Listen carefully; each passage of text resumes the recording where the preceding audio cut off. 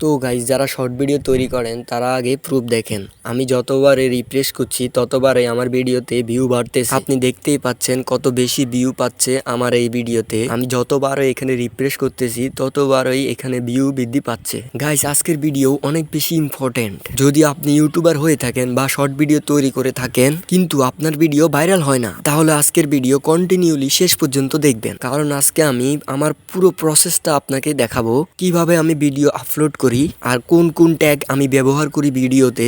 আর এই ট্যাগগুলো এবং টাইটেলের সিস্টেম আমার ভিডিওতে অনেক সাহায্য করে ভিডিওটি ভাইরাল করতে। এখন আমি যে ভিডিও আপলোড করব সেই ভিডিওটি আপনাদের চোখের সামনে ভাইরাল করে দেখাবো। যদি আপনি আমার পুরো প্রসেস দেখেন তাহলে আপনিও পারবেন আপনার ভিডিওটি ভাইরাল করতে। তো চলুন ভিডিও শুরু করা যাক। তো সেজন্য আমাদের প্রথমে চলে যেতে হবে ইউটিউব অ্যাপে। তো আমরা ইউটিউব অ্যাপে ঢুকলাম। এরপর আপনাদেরকে এই প্লাস চিহ্নতে ক্লিক করতে হবে। এরপর এখানে আছে ভিডিও বা এখানে আপনারা পারমিশন চাইবে, পারমিশন দিয়ে দিতে হবে। এরপর এখানে শর্টস অপশন আছে, ভিডিও অপশন আছে এবং লাইভ এবং পোস্ট আছে। আমরা এখান থেকে শর্টস অপশনটি সিলেক্ট করব।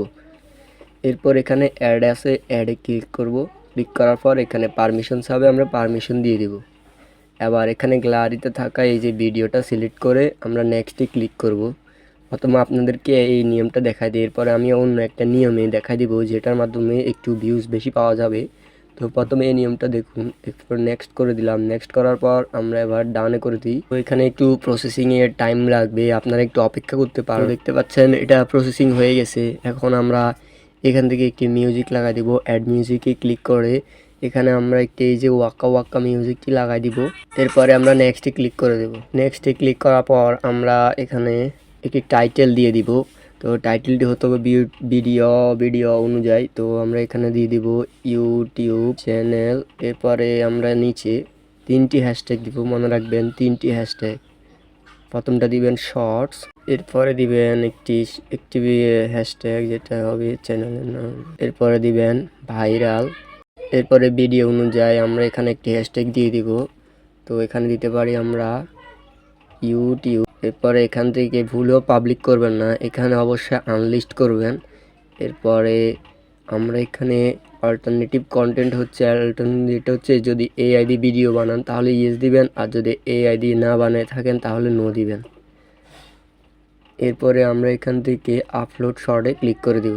তো এই গেল এই ভিডিওটি। এখন আমরা নতুন একটি ভিডিও আপলোড দিব যেটা অনেক ভিউজ দিবে, এইবারে আমরা আপনাকে দেখাই। তো আমি ভিডিওটি সেভ করে রাখছিলাম, এই হলো ভিডিওটি।